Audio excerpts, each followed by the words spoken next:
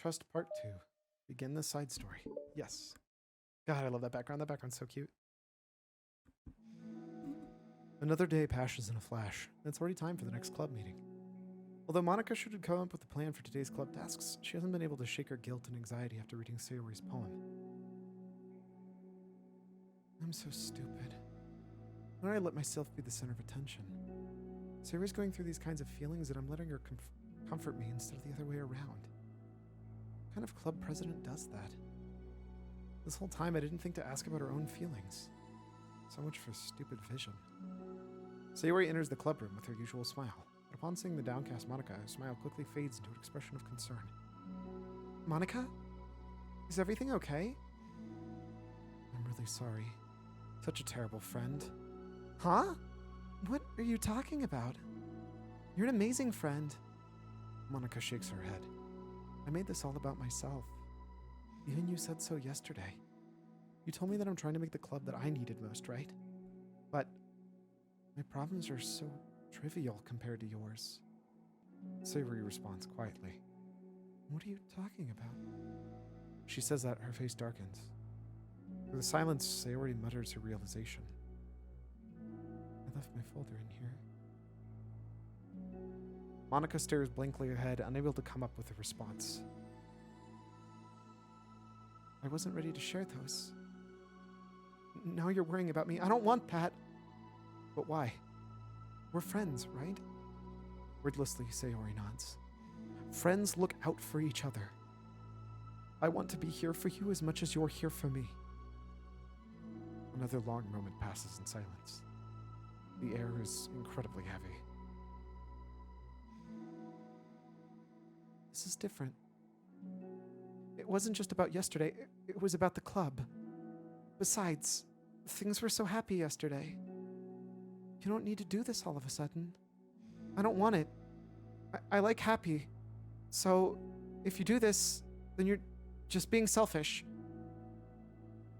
Monika massages her foreheads, struggling through the frustration is such a paradox.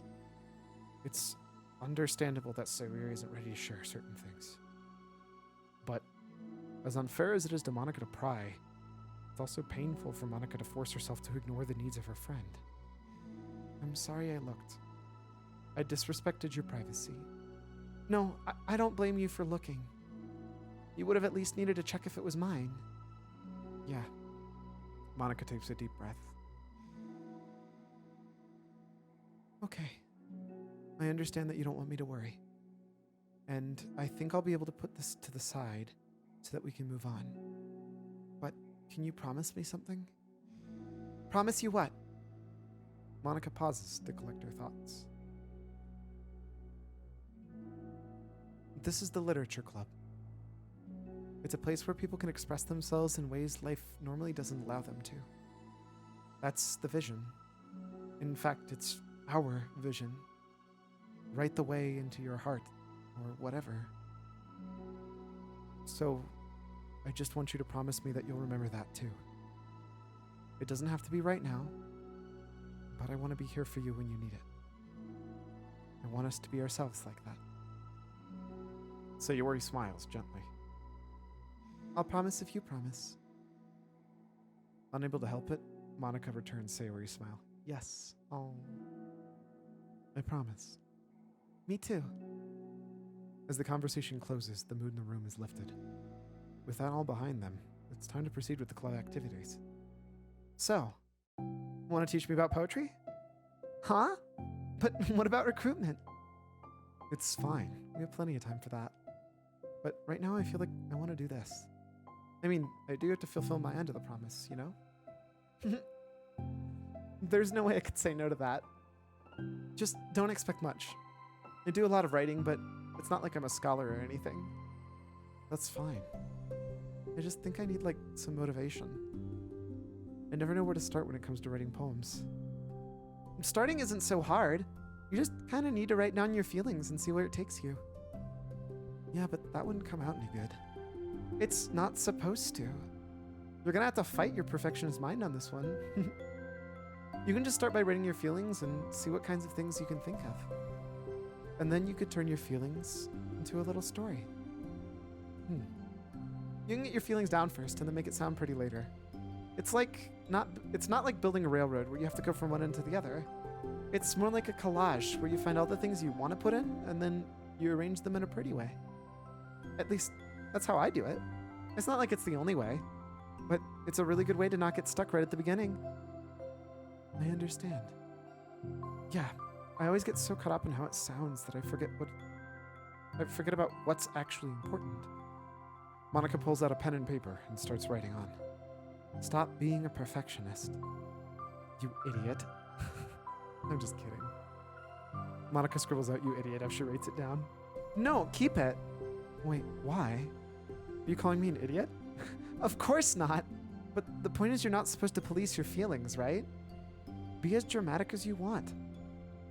But I was just... Well, yeah. Underneath the scribble, Monika rewrites, you idiot. She stares at the paper. Her words stare back at her. It's kind of funny how I wrote down that I'm mad at myself for, and then did the exact same thing anyways. This is really going to take some getting used to. I believe in you. Thanks. I do too. Me, I mean. But also you, of course. Monika continues the exercise, jotting down her thoughts. It's surprisingly quite a struggle to write down without overthinking it. But after a while, Sayori's guidance and encouragement, Monika's sheet of paper begins to look fairly lively, peppered with all her random thoughts. Monika looks up and down at her sheet. Gosh, I feel so tense looking at this. I hate it, but it's also kind of liberating. I can tell from how hard you're trying. It makes me happy. I think you'll be good at writing poems. Don't give me too much credit. I'll have to try really, really hard at it. But I think it's something I'll enjoy doing. With you.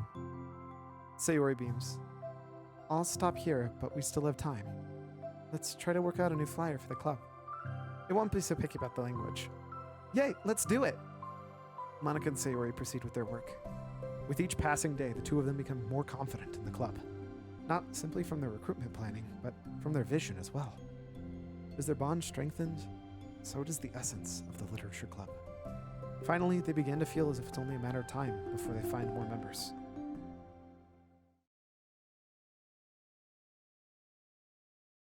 Is that... Okay. I was like, dang, they really shortened this compared to the first one. Holy smokes. Another day passes. As usual, Monika is the first one into the club room. With a printout of the revised literature club flyer, complete with all the new ideas Monika and Sayori came with. If only this was the flyer we gave that girl who was reading the other day. So much more attractive than the old one. But the new catchphrase is featured clearly in the center of the flyer. Write the way into your heart. Surely common said that when one writes from the heart, not into the heart. But the message being delivered is one that can use writing to discover themselves. Hopefully, Monika and Sayori had thought, that it would be clear enough to garner some curiosity from students. Why do I feel so tense looking at this? Monika thinks back to the previous meeting when she performed the writing exercise. Was I always this bad at expressing myself? How am I supposed to be president if I can't even demonstrate what this club is supposed to be about? The literature club is truly beginning to take form. But with that, the weight on Monika's shoulders only becomes heavier. Debate club was always about rigid structure, formulating airtight points and counterpoints and living them with conviction. It was about the person on the outside. That's why Monika was so good at it. It existed entirely within the realm of comfort. It's suffocating. I need to break through this mental wall. I need to learn to express myself, for real. Monika pulls out a sheet of paper and grabs her pen. She presses the tip of her pen firmly against the paper. But her hand doesn't move. Instead, a tiny blot of ink collects around the tip of her pen. Monika lifts her pen and stares at the little blotch. For some reason, she feels compelled to run her finger across it. As she does, the black ink smears across the paper, ruining Monika's canvas. Out of spite for herself, Monika presses her pen down once again, letting the ink collect. She gets a second smear on the page. Come on, Monika. Just move your hand. Monika writes. This is what I get for seeking perfection. A stain. Technically 2 stains. Monika slides the paper away from her, puts her head down on the desk. Stop! You know I'm busy right now, Discord. Why are you pinging? Whatever. The air conditioner seems louder today. I'm here. Hi. Monika hears Sayori approach her desk, then stop for a second. I'll be reading the piece of paper. Then she sits down at the adjacent desk. Bad day? Mm-hmm. Me too. You too? The new flyer looks so good. You've been working so hard. On the club, but also something else, I think. Okay. I don't know why my watch is like dinging like mad like it usually doesn't, so we're gonna mute this really quick.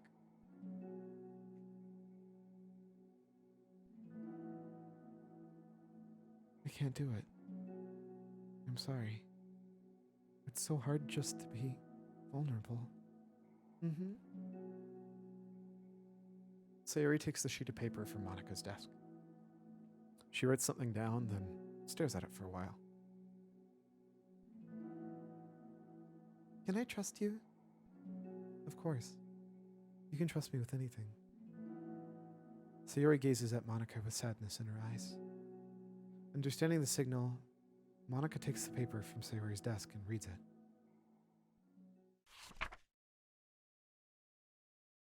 Sometimes I want to die.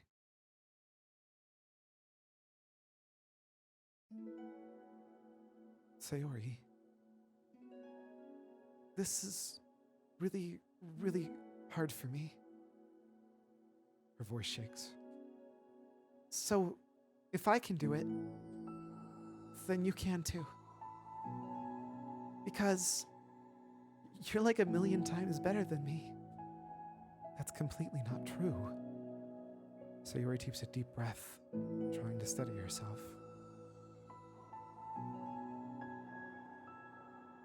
That's something about me that I've never told anyone before.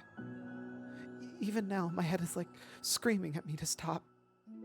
Wait, you don't have to force yourself. I mean, just because the promise yesterday, I want to. It feels right. I mean, maybe it's a part of the reason I came to this club in the first place. This is the literature club. I trust you. More than I'm scared. At those words, Monika stands up. Sayori must have taken days to work up the courage for this. Or Monika's own futile but genuine efforts to actually push or Monika's own futile but genuine efforts actually the push that Sayori needed? Sayori's deliberate breaths can be heard over the air conditioner. As she prepares herself to continue, Monika waits in gentle silence. I have this problem where I get really upset when people worry too much about me. I can't control it. It's like, why waste your energy worrying about me when you could just be happy instead? So I never tell anyone about these thoughts that I have. It's so much easier to smile and help everyone else be happy. But that's terrible. That's what Monika wants to say, but she stops herself in fear of saying the wrong thing. It's just that if everyone knew about it, they wouldn't treat me the same anymore. Like whenever I'm not smiling, people would worry about me and ask what's wrong. I know that because it used to be like that. Sayori pauses, seeming to recall something in the past.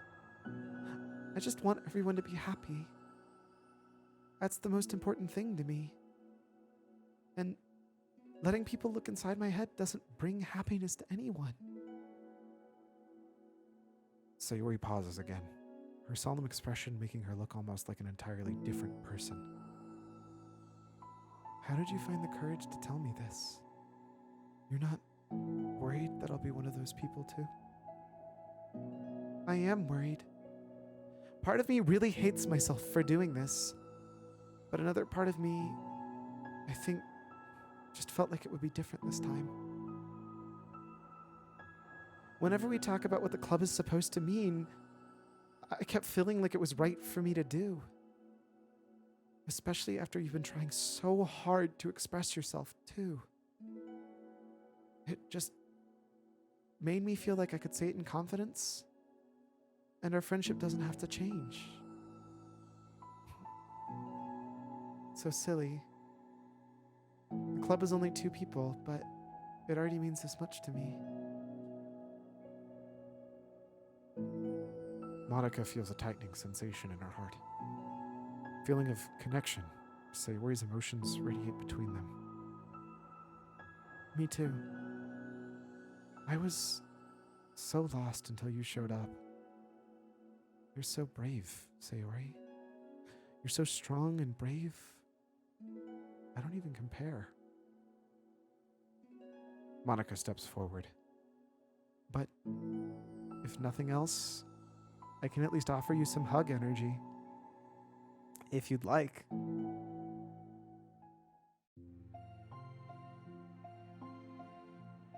Wordlessly and without a smile, Sayori rests her forehead on Monika's shoulders.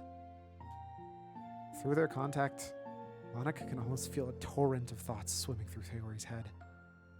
And in this moment, enchanted by the air of the club, Monika realizes that all the days have passed. This one is where she really, really hopes that nobody new walks through that door. She speaks softly. You're like the sweetest girl I've ever met. You can say anything. I'll never judge you. I promise.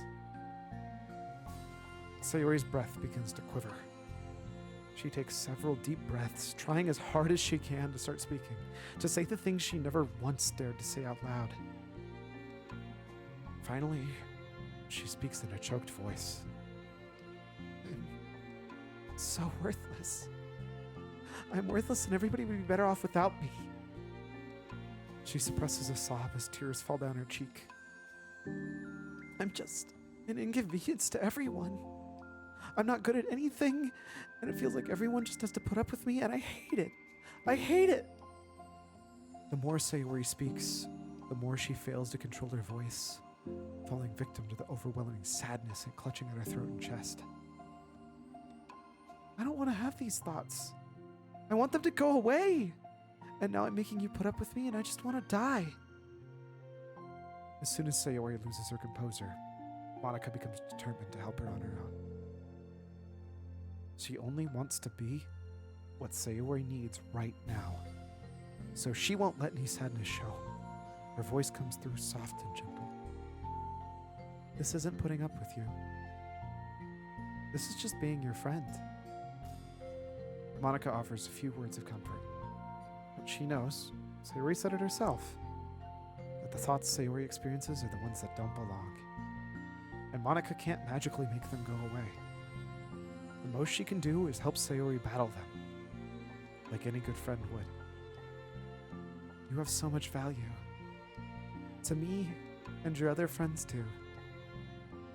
This club wouldn't have been the same without you. I really mean that. You coming here was the best thing that could have happened. Even if we never got any other members, I would still be happy. That's what you brought here. You brought a vision, and you also brought happiness. And that's your favorite thing to do, right? Sayori doesn't respond, but Monika gently feels her gently nod. No more words are needed between them.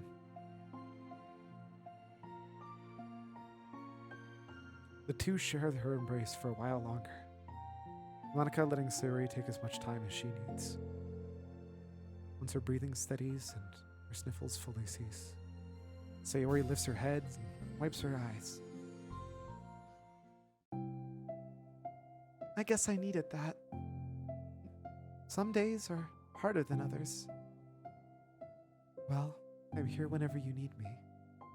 But any other time, I'll make sure things are the way they usually are. If that's what makes you happy. Mm-hmm. Thanks. You're the best. No, you are. The two exchange smiles. You know, I'm sorry to bring this up all of a sudden, but have you considered talking to a professional? Sayori nods. It's scary. Since it's already so hard to tell people. Yeah. Well, of course it'll always be your choice.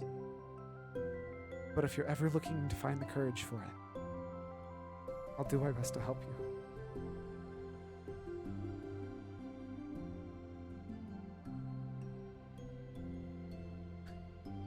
I think it helps knowing that you would.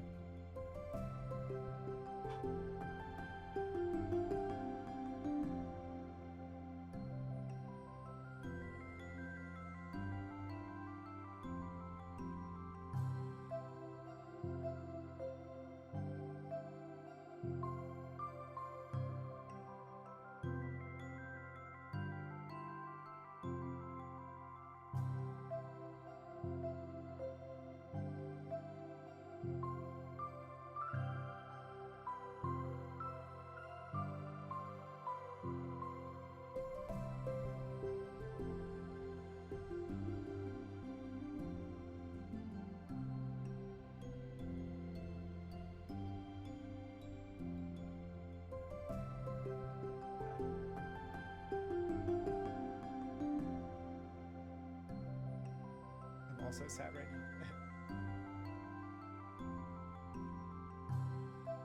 Goodness. Oh, this just really hits close to home.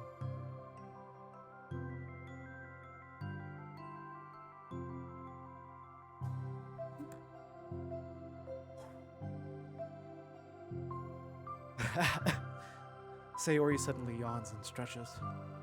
Wow, that made me tired. And hungry. Well, I won't make you do any other work today if you're not up for it. No, I want to. I mean, I can say that's definitely one thing that makes me happy. Monika smiles. But I might want to get a snack first. All of a sudden, the sound of the door causes the two of them to turn their heads. The door opens halfway, then stops. A face peeks inside. A face that seems familiar. Is it Yuri? It's Yuri, because they left it on her desk, right? It's Yuri. That's just where they're going to leave it? Oh my gosh. I can't believe they did that to me. What did that give me? Oh, the CG of them hugging. Oh, man. Oh, these side stories. Oh, they hit so much harder. Like, holy smokes. Hug energy. What a good title. Ow, my heart. No joke. Yeah, it hits very, very personal for me, which is part of what I think makes this so good. The fact that it has something that can emotionally connect like that. It's always good seeing games like that.